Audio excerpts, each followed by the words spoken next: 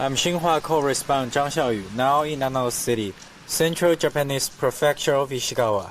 This is commercial street with a long history. We can see many houses are damaged here. Some even collapsed.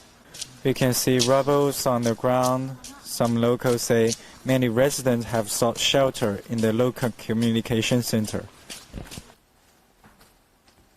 A series of strong earthquakes with a major one of preliminary 7.6 magnitude occurred on Monday in Ishikawa Prefecture of Japan. The death toll has risen to 64 in Ishikawa as of Wednesday noon. Injuries are reported in the prefectures of Ishikawa, Niigata, Fuki, Toyama, and Gifu.